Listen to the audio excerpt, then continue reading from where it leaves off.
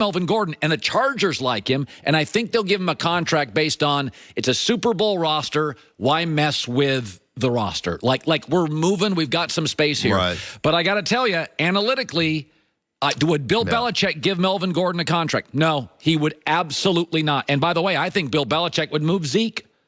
Right. I think he'd move Zeke. You can get a lot of draft picks for Zeke. Right. I wouldn't be shocked. That wouldn't shock me at all coming from him if that was the situation they were faced with. And you're right. And this is one of the things I look back at the collective bargaining agreement and go, hey, there's a couple things you should be fighting for. Lifetime insurance for your players.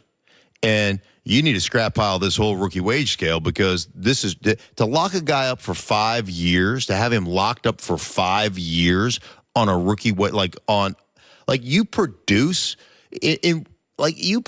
and you've got to produce for 5 years before you can even get to your second contract, and the career life expectancy of your career is 3.4 years. Like, in what world does that make sense at all? You see, analytics are the enemy of the player in all sports, because the analytics become truth serum. Like, if you can't shoot a three-pointer, Ben Simmons, analytically, that's your enemy. I look at running backs in the league right now, and the analytics are not your friend. Mm-hmm. I just wouldn't sign running backs to second, and there's no way I'd sign him to a third contract. So the Chargers moved up to get Melvin Gordon, so they clearly liked him. And I think I've been told they really like him now.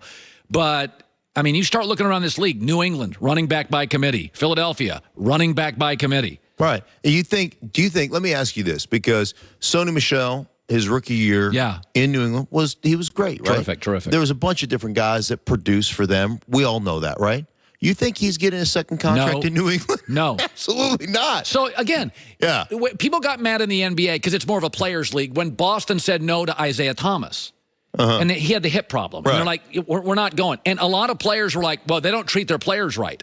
Time out. I'm Danny Ainge. I can't give Isaiah Thomas a massive contract. So players don't love it, and the NBA players have more power. So my question would be, if Melvin Gordon's not offered a contract, does it play poorly in the Chargers' Super Bowl level roster? I would be concerned about that. How does it play amongst the guys in the locker room? I've always said you have to understand the guys that have ultimate respect in the locker room. I think Melvin's one of them. And you've got to take care of some of those guys. Yeah, no, I don't think you're wrong on that. Hour 2 coming up. Mark Schlereth, good seeing you. Thank you.